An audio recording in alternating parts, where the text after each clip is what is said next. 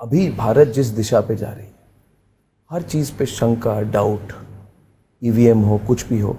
और अग्निपथ को लेकर मेरा सवाल, अगला सवाल ये है, यही लुटियन की लॉबी अग्निपथ स्कीम पर जो मन में आए बोल रहे, लोगों के बीच में जाकर कह रही है कि आप अग्निपथ मत बनिए, आप वर्दी मत पहनिए, आप देश की सेवा मत करिए, आपकी लाश वापस आ जाएगी मगर सरकार आपको नहीं मानेगी। आपने देखा होगा, दुख तो होता होगा आपको, क्योंकि कितनी कोशिश आपने की है। क्या इसका प्रभाव हुआ है हमारे युवकों पर? बिल्कुल नहीं। इसका प्रभाव क्या हुआ है? और इस पर थोड़ा सा आप खुलकर बोले, क्योंकि मैं खुल के बोलना चाहता हूं। हाँ, इस पर आप जरा डिटेल में बोले कि अग्निपथ स्कीम को लेके सच्चाई क्या है। अग्निपथ के अंतर्गत जब जवानों का सिलेक्शन होना था, बड़ी संख्या में, लाखों लाख की संख्या में नौजवान इसमें भर्ती हुए थे। और मैं समझता हूँ अग्निपथ की हमारी जो योजना है उसको लेकर जो एक गलतफहमी लोगों के अंदर पैदा करने की कुछ लोगों के द्वारा कोशिश की जा रही है। लेकिन मैं उनसे विनम्र अनुरोध करना चाहता हूं कि सुरक्षा से जुड़े हुए सवालों पर राजनीति नहीं की जानी चाहिए। बहुत सारे मुद्दे हैं जिन पर की राजनीति। बिल्कुल, मैं समझता हूं देश का हर व्यक्ति इस बात को स्वीकार करेगा कि हमारे फोर्स में सीमा की सुरक्षा करने वाले जो लोग, हमारे देश की सुरक्षा करने वाली जो हमारी आर्मी है, उसके अंदर यूथफुलनेस होनी चाहिए। 100% नौजवान लोग होने चाहिए। 100%।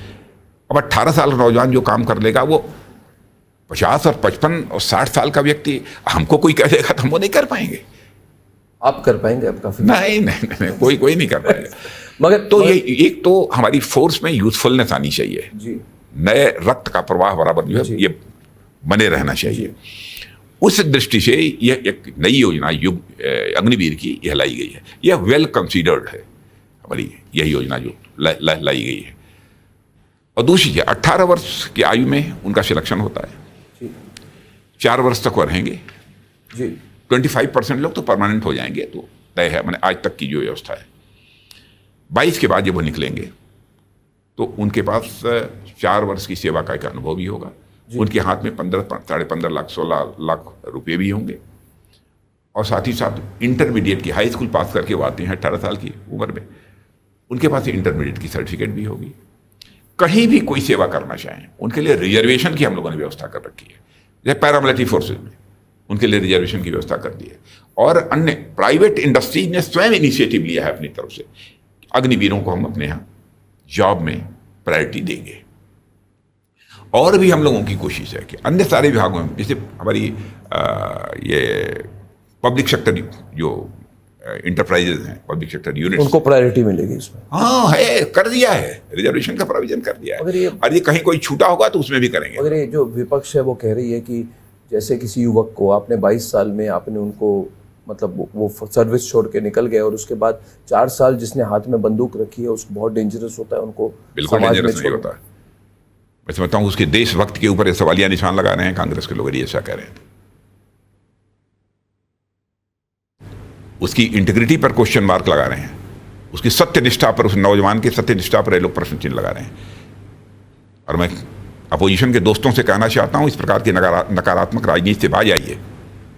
इसका प्रभाव हुआ है, जितने नंबर आते हैं, जितने नंबर लोग आते हैं भर्ती के लिए, का कम हुए हैं? अरे क्या, बहुत इतनी, कोई आंकड़े बताएं आप हमें। नहीं, मैंने, आप समझिए कि लाखों की संख्या में लोग आए, लाखों की संख्या में आए लोग,